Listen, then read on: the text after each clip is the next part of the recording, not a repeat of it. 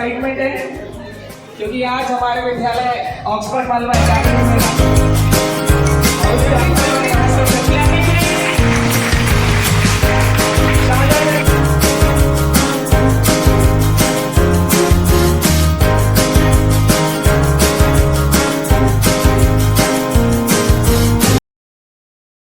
Welcome to Oxford Malva Academy the News Channel. I am Avika Patidar reporting live from Oxford Malva Academy Higher Secondary School. And I am Tanvi Patidar, your fellow reporter. We were covering the existing school election with all the highlights from candidates and voters. Let's dive. Good afternoon, sir. First of all, thank you, sir, for taking time to speak with us about school election. We are here to learn more about the election process. We have prepared some questions and will take notes to ensure we capture your response accurately. May we begin, sir? Okay, you can start. My first question is, what is the purpose of holding this election in our school? Actually, we have 4 houses in our school and we have to select the captain, vice captain from each house. So this is the proper way to elect the candidate by voting only. That's why we organize this voting system for the students. We have to select the good candidate for the house. Thank you.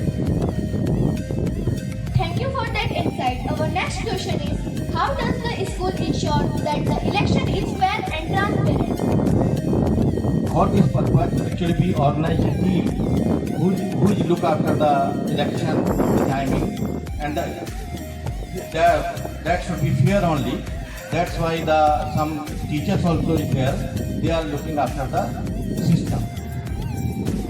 That sounds great. Thank you, sir, for explaining. Our next question is, what qualifiers do you think are most important for the elected student leader? Actually, what is the main purpose to select the candidate for the house? Definitely the captain should be very noble in nature and he should be honest also and he should be cooperative to the students. So such type of candidate we need for the house captain and vice captain. That's really helpful. Our final question is, what advice would you give to students voting in the election? Actually, when the students are going to give the vote to the candidate, then the students should think the person is good and to whom they are selecting as a captain and vice captain, that should have the cooperative nature. Thank you. We really appreciate your guidance, sir. Thank you so much, sir, for sharing your insights. We have learned a lot about the election process. We really appreciate your time. Have a great day. हमारे साथ जुड़े हैं Oxford Malwa academy के संचालक Shri Ashok Patidar sir और Bharat Patidar sir. हम इनसे school cabinet चुनाव के बारे में कुछ प्रश्न पूछना चाहेंगे। Good afternoon sir, if you don't mind हम आपसे कुछ सवाल पूछना चाहेंगे। मेरा पहला सवाल है, हमारे लिए डिसिप्लिन क्यों जरूरी है और स्कूल इलेक्शन डिसिप्लिन से कैसे जुड़ा है? अनुशासन स्टूडेंट्स के लिए नहीं, हर एक व्यक्ति के जीवन में जरूरी है। बिना अनुशासन के जीवन में सफलता नहीं मिलती। तो मैं मानता हूँ कि अनुशासन जीवन में बहुत ज़रूरी है और इसी से सफलता प्राप्त होती है और हर एक व्यक्ति को अपने पूरे जीवन में अनुशासन में रहना चाहिए। आपका बहुत बहुत धन्यवाद सर, हमें अनुशासन का महत्व बताने के लिए। मेरा आपसे अगला सवाल है, स्कूल इलेक्शन में जो वोटर्स पहली बार वोटिंग कर रहे हैं उन्हें आप क्या संदेश देना चाहेंगे? सबसे पहले जो लोकतंत्र होता है वहाँ पर भी हम वोट करते हैं और जो लोकतंत्र में पहली बार वोट करते हैं उन्हें सबसे पहले तो प्रत्याशी को देखना चाहिए, प्रत्याशी की सोच क्या है और वो संस्था के बारे में, स्कूल के बारे में कहाँ तक डेवलपमेंट के बारे में सोचता है। बच्चों का जो नेतृत्व होता है और उसमें तो गुण है नेतृत्व के, पर आगे और ऐसे नेतृत्व वाले स्टूडेंट को लेके आए, ये उसमें क्षमता होनी चाहिए। इसलिए उनको पहली बार वोट देते हैं तो ये देखना चाहिए। आपका यह संदेश हम वोटर्स तक जरूर पहुंचाएंगे सर। मेरा अगला सवाल है कि क्या आप मानते हैं कि हर छात्र में लीडरशिप की क्षमता होती है? जी, क्षमताएं हर व्यक्ति में होती है, लेकिन उसे बाहर लाने की, निखारने की आवश्यकता होती है। सही प्लेटफॉर्म की ज़रूरत होती है। अगर आप सभी को अगर ये मौका आपके विद्यालय में मिल रहा है तो आपके लिए एक बहुत अच्छी अपॉर्चुनिटी है। मैं मानता हूँ सारी क्षमताएं हर एक व्यक्ति के ऊपर अंदर होती है, केवल उसे बाहर निकालने की आवश्यकता होती है। आपका बहुत बहुत धन्यवाद सर, आपका कीमती समय हमें देने के लिए और ऑक्सफोर्ड मालवा एकेडमी तक न्यूज़ चैनल से जुड़ने के लिए।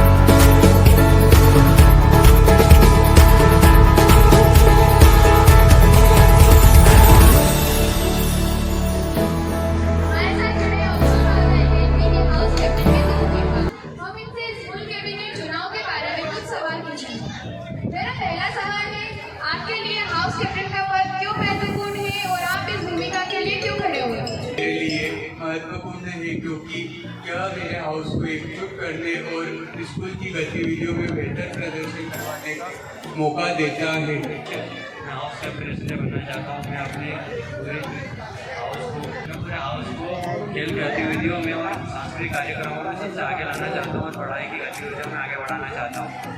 अगर आप हाउस कैप्टन चुने जाते हैं तो आप हाउस के स्टूडेंट्स को एक्टिविटीज में पार्टिसिपेट करने के लिए प्रेरित कैसे करेंगे? मैं एक रिवॉर्ड स्कीम शुरू करूँगी जहाँ गतिविधियाँ देने पर हर एक स्टूडेंट को छोटे छोटे इनाम दिए जाएंगे।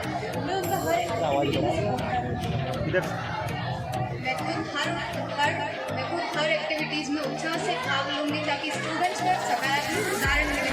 मेरा जोश और कमिटमेंट उनको मोटिवेट करेगा। ऑक्सफोर्ड मालवा एकेडमी का न्यूज़ चैनल से जुड़ने के लिए आपका बहुत बहुत धन्यवाद। हमारे साथ जुड़े एक वोटर जो अभी ऑक्सफोर्ड मालवा एकेडमी में हाउस कैबिनेट में कैप्टन और वाइस कैप्टन के लिए वोटिंग करके आए हैं। हम इनसे कुछ सवाल पूछेंगे। सबसे पहले बताइए आपका वोटिंग का अनुभव कैसा रहा? बहुत बढ़िया। ये सुनकर अच्छा लगा। आपके लिए स्कूल कैबिनेट में वोटिंग करना क्यों जरूरी है? मेरे लिए स्कूल कैबिनेट में वोटिंग करना इसलिए ज़रूरी है क्योंकि अगर मैं वोट नहीं दूंगा तो मेरा जो लीडर है वो सही से वर्क कर रहा है कि नहीं वो मेरे को पता कैसे चलेगा। आपने बहुत सही बात कही कि वोटिंग हमारी आवाज़ है और यह हमें शिकायत करने का हक देती है।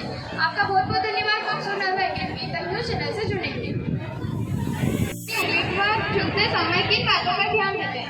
मैं पहले देखूंगी कि उम्मीदवार कितना एक्टिव है, जैसे कि वह स्कूल की गतिविधियों में हिस्सा लेता है या नहीं, साथ ही वह कितना टैलेंटेड है और वह कितना जिम्मेदार है।